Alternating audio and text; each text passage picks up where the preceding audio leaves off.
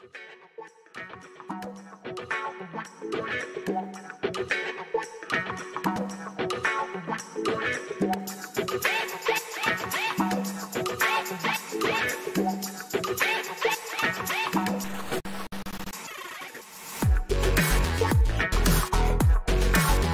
right, anatomy students, you've made it. This is the last video in the series covering the lecture material over the muscular system and muscular tissue.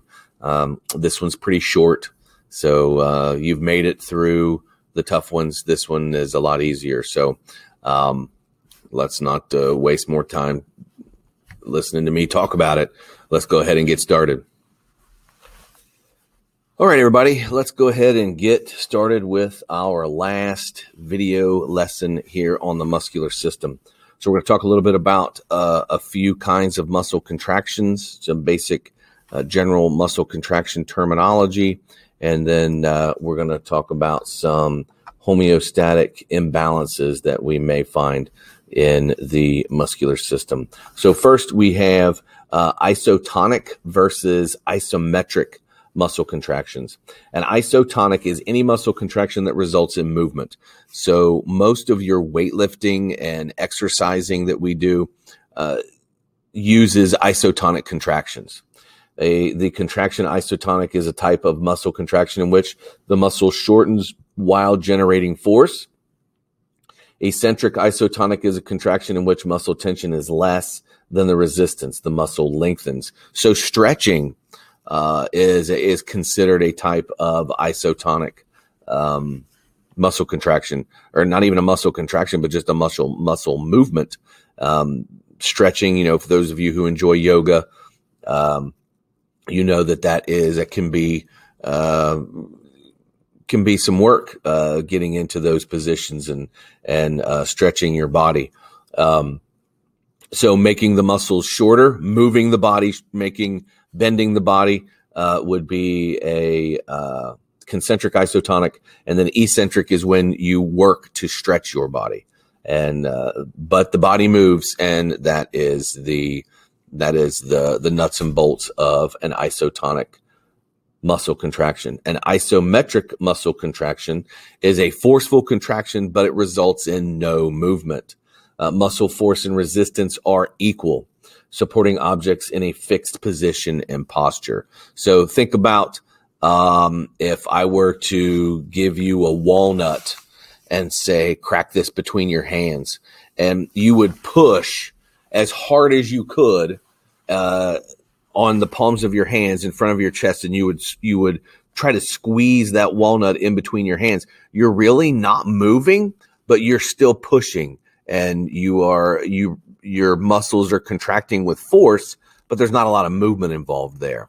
That would be an example of isometric. If you ever watch bodybuilders when they flex to show their muscle and their muscularity on stage, they usually hold a body part and push and pull against a body part to get those muscles to contract.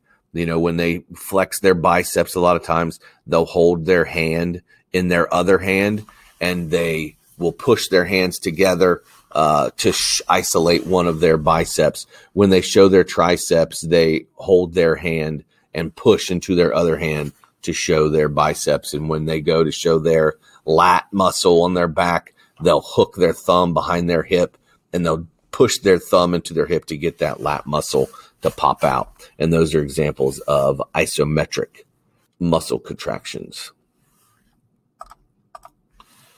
All right, so we have different kinds. Concentric contraction while picking up a book. So that muscle's getting shorter.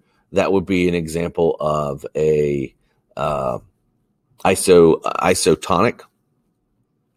Eccentric contraction while lowering the book. So you're using gravity to help you stretch the muscle. That would be, and also another example would be doing a negative. So by allowing that book to fall slowly, or if you do a negative, say if you're doing a bench press exercise and you push the weight up, and when you do a negative is you allow the bar to come back to your chest as slowly as you can. That's still, even though you're fighting gravity in the opposite direction. Instead of pushing the weight away, you're now allowing the weight to slowly come to your body. And that requires a lot of muscle to do that.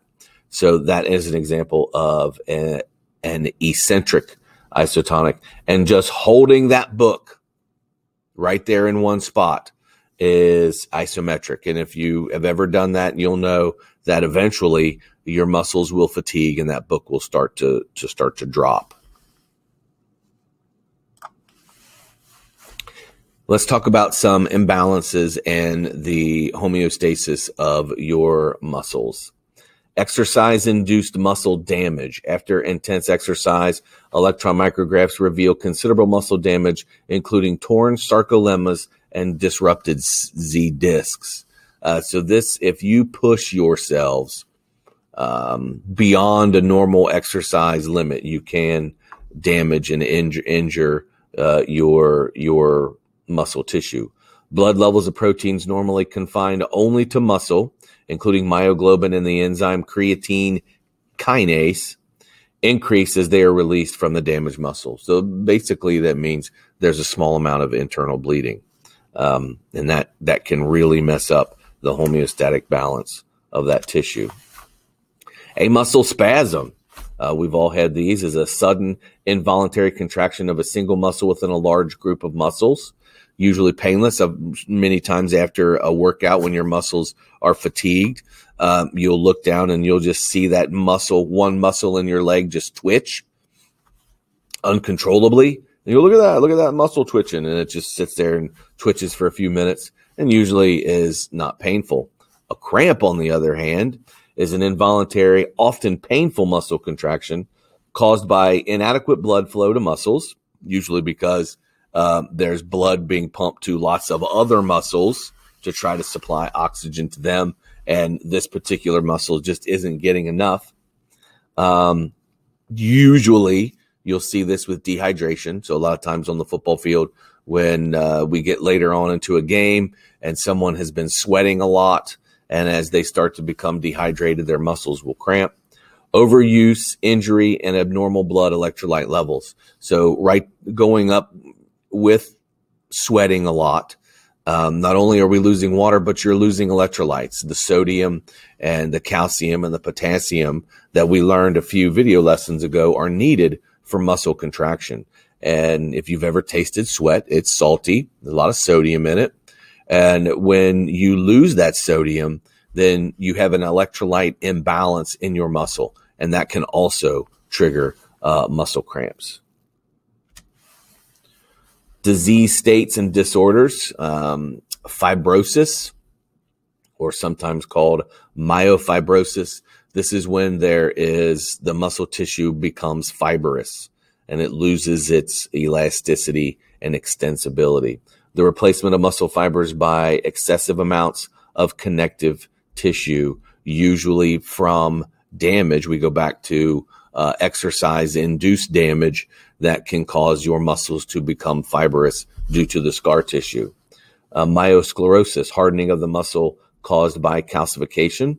Both myosclerosis and muscle fibrosis occur as a result of trauma and various metabolic disorders, meaning there's something wrong, a disease with the metabolism is causing the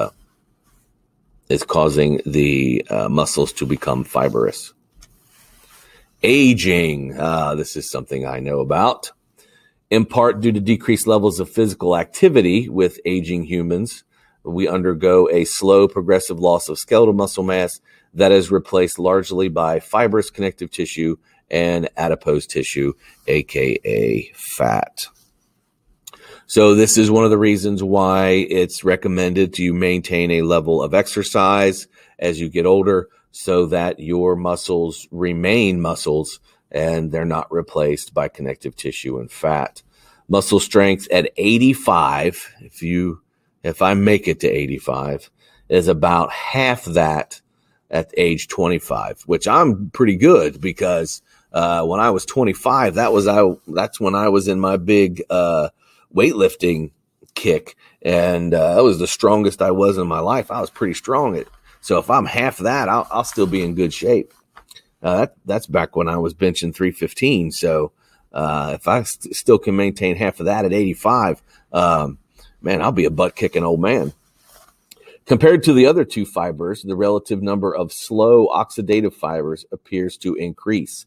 So as you get older, you start to have more slow twitch red than you did when you were younger and had a higher concentration of fast twitch red or fast twitch white. This is why, one reason, you don't see professional athletes still competing at age 50. It's just part of getting old. Your body just can't do it anymore.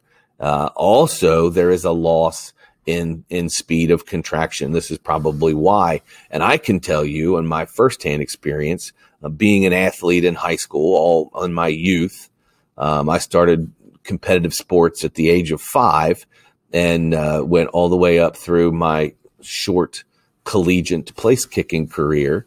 I was an active competitive athlete. And when I started teaching, and I was always recruited to be in the fundraiser games where the faculty played, the Bengals or the Channel 12 news crew people, or faculty played students. I can tell you that there are times where there would be a person or a ball or something coming my way. And as my brain was going through those calculations to time up my body movements to intercept that ball and make that catch, my brain still remembers how to do it and remembers the timing. But when it told my muscles to go through that process, the muscles then told the brain, we don't do that anymore. And that ball got by me, or that person evaded me, or whatever. And I thought, man, when I was 18, I'd have been able to catch that. But I'm not 18 anymore. And so, the stereotypical, oh, he's lost a step. Well, yeah, it happens. You wait, you'll see what I mean when you get there. Enjoy your youth. And that is all for this unit. All right, that was it. Kind of ended, I guess, on a little depressing note about getting old. So, like I said, enjoy your youthfulness. And if you have any questions, as always, shoot me an email. And hey, click like and subscribe. We'll talk at you later. Thanks for watching.